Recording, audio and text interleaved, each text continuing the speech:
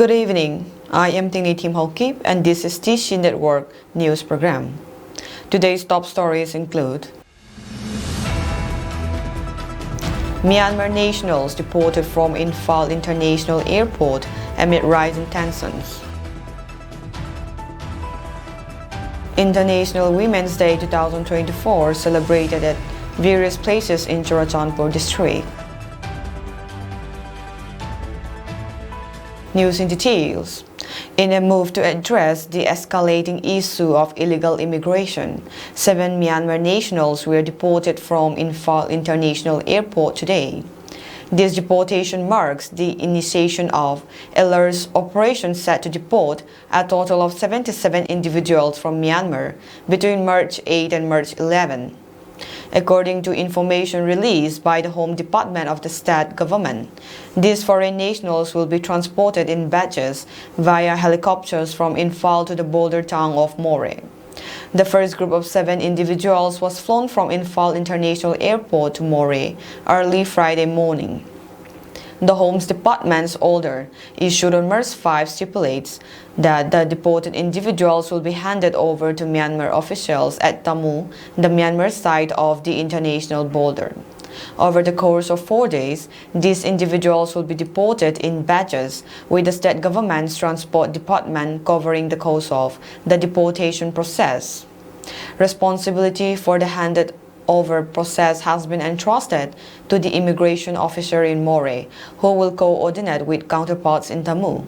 Stringent measures have been outlined in the event of any attempted escape by the deportees, with the directive stating that they may be arrested without a warrant and charged under IPC Section 224. Among the 77 Myanmar nationalists set to be deported, 55 are reported to be women, 5 are children, and the remaining are adult men. The issue of infiltration by Myanmar nationals into Manipur has long been a concern, exacerbated by the political crisis unfolding in Myanmar, leading to a surge in migration towards the Indian side of the border. In response to the escalating problem of illegal immigration, the government of India suspended the Free Movement Regime, FMR. International Women's Day 2024 was celebrated in various places of the district today. DDM Office, National Bank for Agriculture and Rural Development, NABARD, celebrated the occasion at Gochin Khopveng under the theme Invest in Women, Accelerate Progress. As Pau Biak Mang Ngaite, DDM NABARD, in his speech demonstrated the principles, aims and achievements of NABARD and the contribution of the women folks in its progress. He also talks about the contribution of women through which bank linkage were able to achieve for the self-help groups. NABARD have been doing what they can to uplift the conditions of mothers and also create opportunity for farmers to take easy loan, he added. The project of NABARD as of now includes a 5-year Manipur Tribal Development Project, TDF, Manipur Spring Set Project, Skill Development Project, and many more. Lun Kholen MSRLM Block Manager also gave a speech in which he talked about the great role mothers play in uplifting gender equality in the society. Mary Beth Sanate, resource person, talked about the reason behind the celebration of International Women's Day, which was followed by an open discussion. At the meantime, International Women's Day was also celebrated at Synod Hall, IB Road, Lumka, under the theme Inspire Inclusion. The program was jointly organized by the village-level Lumka TD Block and District Administration. T. Zamlun Mangzhou, DMM, MSRLM, Churachandpur, thanked the program organizing committee and also informed about the general body get-together which will be held on April, and further request the self-help group and VLF to work towards progress with a definite principle. Chief guest Man Nuom Ching, IAS, in her speech encouraged women on the themes of this year's International Women's Days, which are Inspire Inclusion, Invest in Women, Accelerate Progress. Recitation of the International Women's Day 2024 pledge was led by Mang Lin Lal Hau Kip, CC Block in Church, and the program ended with a vote of thanks from Chin Nay Kim Unity, VLF. women empowerment na in ipaifia. Ahoya masang kumsomli masang lai vel ka hun tuhun itelehi numei empowerment na pitay ikanto ta sihi mo te na uma dam wa isa to bang umlo le kay jong tu ne ni ngala ba kading si dinga no teng jong hi muwa umlo ding hiya kanto na teng jong example hiya nuki numei women empowerment hi to pe ni ahun to lai lo hi man aban kal suan dingin teng palla dinga kisa hi na lungdam vai kasa ito bang MSRLM to kisay ito pika kalun mai niya no kat kageno da zamlun ma pupuzo etya DMM ni kasa tengno pala DC kaumlain tengno pal district ama ka DMM on kazangwa lupi te akai khoma lupi te bang chu bem ho akfel nang felwa alok lamin ang saya ale kiswan nung ilama nung ilama hungtunga ilama ang panang lakya duni hi self help group te sakta in panalana tunga hi bata ko ikasa maban na zon isanga nasa zwa panang la zon ilamena.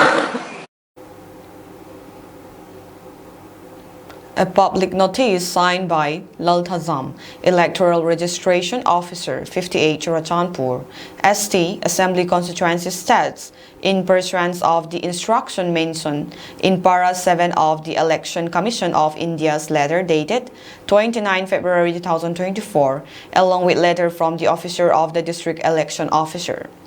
Churachandpur dated 2nd March 2024 on the subject of General Election to Lok Sabha 2024 voting facilities for the internally displaced voters. It is to inform all internally displaced electors who are displaced from their native place due to the conflict which started from the 3rd of May 2023 shall be provided with the facility to vote at special polling stations to be set up in relief camps for the general elections to Lok Sabha 2024. The notice further states all heads of the family or any senior member of the families of the specified voters currently staying within 58 Churachandpur Assembly constituency who wish to exercise their right to franchise may collect a non-statutory call ID form at the office of the ERO 58 Churachandpur, located in SDO or Churachandpur office in headquarters Veng Churachandpur, Manipur, on all working days. It may be made clear to the specified voters that only those such voters would be allowed to vote at the specific special polling station who have submitted their option in ID form.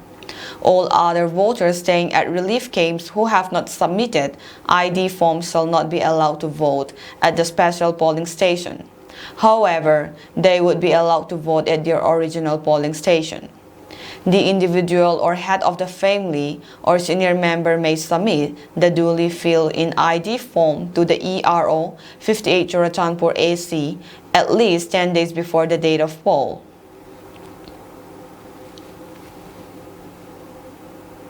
The Technopol District Village volunteers would like to make known to all that action has been taken on two individuals for deliberately acting against the wishes of the people in Moray and supplying commodities to police commandos. In its clarification note, the Technopol District Village volunteers stated that despite repeated instruction to stop supplying commodities or goods to the state-sponsored terrorist police commandos in Moray town, the village volunteers on 7 March 2024 intercepted two vehicles supplying goods to Meitei commandos. As such, the village volunteers torched the said two vehicles. However, the two drivers were released unharmed on humanitarian ground. On the 13th of January 2024, we already issued a press note urging all to stop supplying commodities to police commandos. The note further said even after this, we had also issued several cautionary information after we found some individuals still engaging in supplying goods to Meitei police CDOs. We had been restraining ourselves from taking action against those individuals, hoping that they will pay heed to our appeal. Taking note of our humble appeals, many had stopped supplying goods to More police commandos, and we expressed our heartfelt thanks to them. However, the said two were found deliberately going against the wishes of the people of More and continued to defy the directives of the Technopole District Village volunteers. The duo continued to ferry of supplied commodities to Mayday police commandos who had been killing innocent civilians and burning civilian houses in More town. As such, the village volunteers took action and burned down their vehicle. Henceforth, the village volunteers will initiate action on anyone found going against the wishes of the people and supplying commodities to police commandos. The Technopole District Village volunteers also urge all to adhere with the regulations issued earlier in this regard. The Lumka poultry retailers donated 80 kg of chicken for the Haupi area's frontline volunteers today at around 12 p.m. at Nute Bazaar, second floor, New Bazaar. The supply chicken to 8 posts located in the Haupi area, and this chicken were donated together by the poultry retailers in Lumka, where they donated how much amount of chicken they are willing to donate for the frontliners. The Haupi area defense leaders, Lam Khohau Hanghal, and 2 of his subordinates came to receive the chicken, which they will distribute according to the number of volunteers in its post. The number of volunteers per post varies from 8 to 20. Mention may be made that this is the 3rd time the Lumka poultry retailers did such selfless donation for the frontline volunteers. They had previously donated monetary donation for the Kangvai and Monglam frontliners, since it is far and inconvenient to send poultry to these areas. The Lumka poultry retailers did not form any association but are just commoners who come together and donate together to provide at least one good meal for the frontline volunteers. They also promise to continue the donation to other frontline areas as well in the future. Nohon tu ni thilpha na hin bol na hi ki paum the jingin khut ban le kin tu nya ka hin do num chu noho in hi tabang thilpha na hin bol o hi ichana hup tam tu masa ipina bolovam tu ahung lung dinga ipina bol be num na layo am ti ho nei hin sei pi wo tu ke yu ngai da na chu tu ke yu ngai da na chu ti he dam le ti he amun si na chu aki jing zo pon mo kum khata khat ve hem ni ve hem be khap ti bol to de ka ti hoi ai chu ngap dan dan na frontline duty te ahung hai masang si ke yu ngap dan dan na ti hi khoi ta hem eta apoi mo deu ki yu ma ngai dan apoi mo ka sang deu te mo ti ne wa khat pik gel di atam wang chu wa ki pe yo lo mai thi hi ai jing la anita khat me ding uti ajing ka khat me ding uti wa hi pi ding chu som gel ka hiu tu masa azong hitabanga thilpha na bolo hi ekizain tu masa thilpha chu hoi lai lai na bolo ham ne hin sei pi wo ning kuma kha kang wa yin khat ve ka wo bolu je kha ba e buyum thim ai pha ta ka kha je kha chol vengin ke jo hi hi le kha bu jik thak se che ti le lo ki ho to kin bol se bol he mai anu ngama gyan dium lo ha in tu kal masa tarik bangata ita ka kha bangata dan ka ba gen ku kha ita ka kha asum in case in ne khot hi gi tun aji kha asa tung zo lo dei pha ta khala asa tun the na tiang kha asa tun sa godi asa tun the lo na tiang kha ngap dan na asum kha budget bangat hem ti chu ke hello ngam nan na pik ning chu som jing ka hiu ki pau me lamka a sa zo te pathinim phat theina bo. In the wake of the recent peace agreement between the Indian government and the United National Liberation Front, Bombay Group, the National Socialist Council of Nagaland has expressed serious concern and opposition to the establishment of UNLF designated camp within Naga territory in Manipur. As per the Ukhrul Times, the NSCN in a press release on Friday said it is responsible for protecting the rights and well-being of the Nagas and preserving the territorial integrity of Nagaland, has viewed the UNLF presence with suspicion.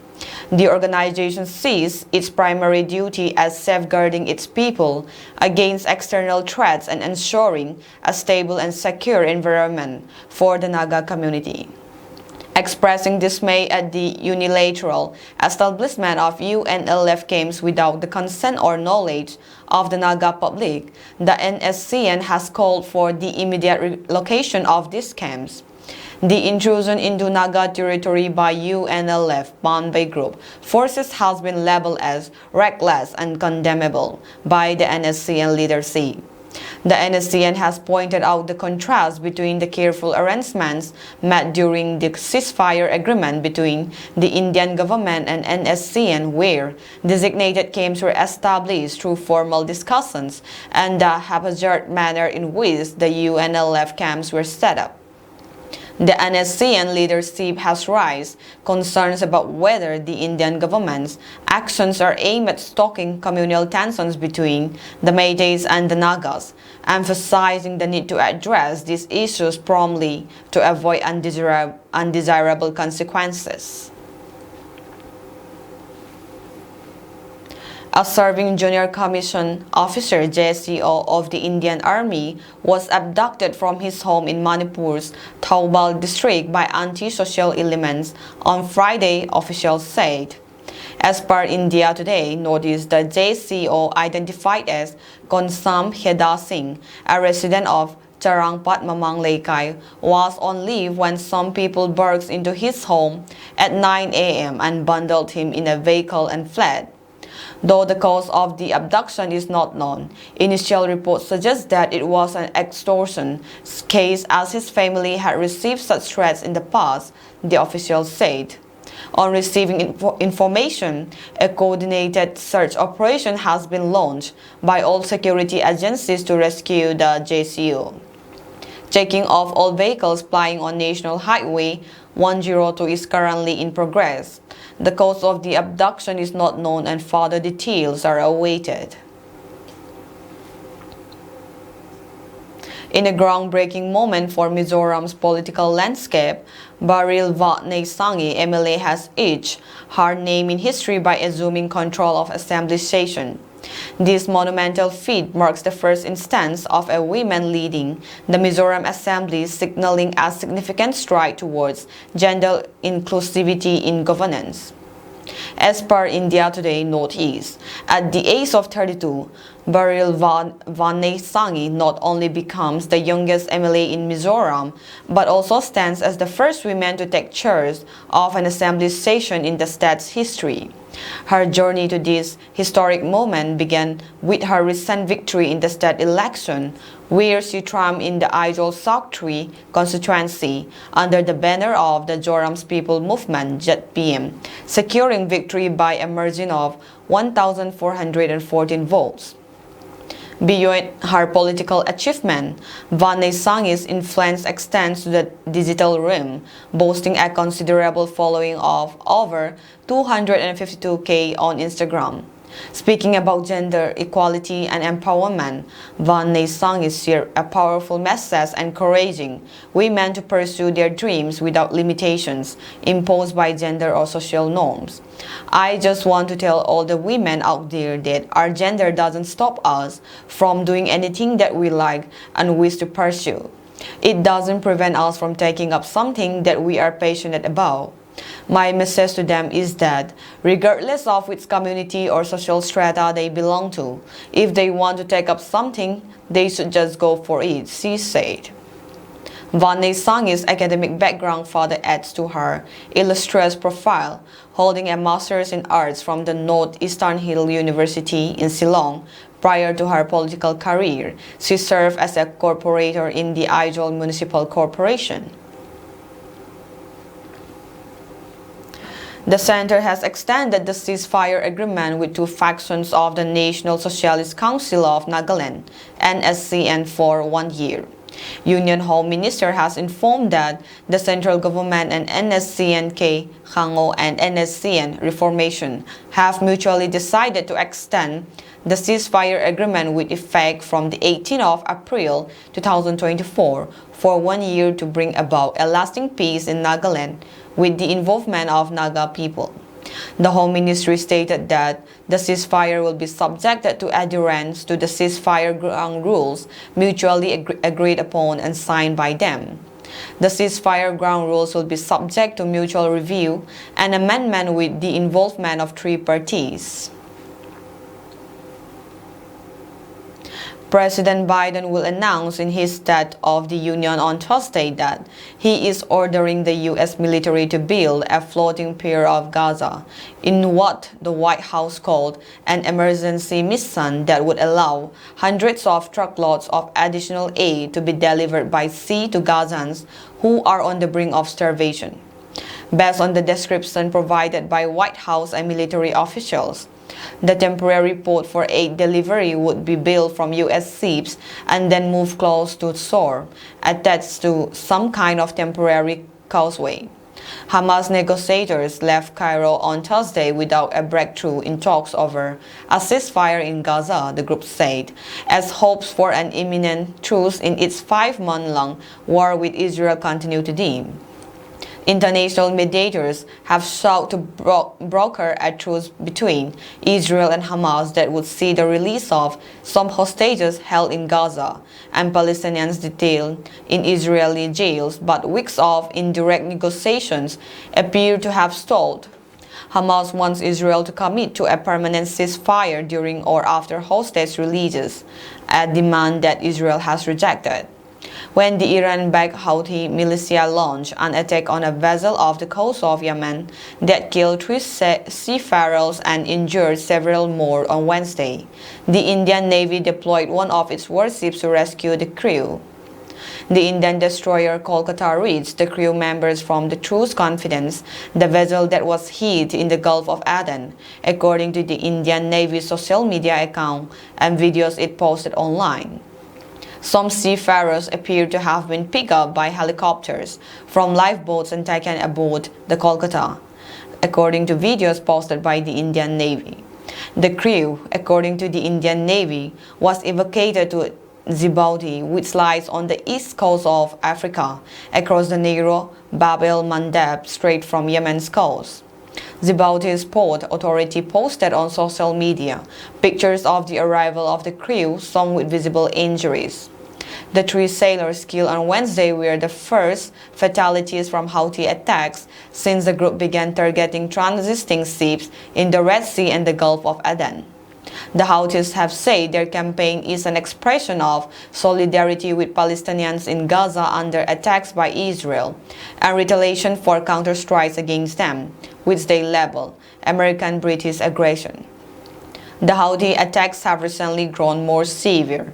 Last week, the Rubimer, a British-owned commercial vessel attacked by Houthis, became the first of their targets to sink. The Houthi attacks threaten a fragile global economy, still recovering from the pandemic and suffering disruptions from the war in Ukraine. The Red Sea and Gulf of Aden serve as a major shipping route for India and dozens of other exporters, and the Suez Canal, which lies at the northwestern end of the Red Sea, handles some 12% of global trade. Many ships have also been rerouted to the Suez because the Panama Canal, another major access point for global trade, is able to handle fewer ships than usual because of low water levels caused by drought. That is all for today's news, and have a pleasant evening ahead.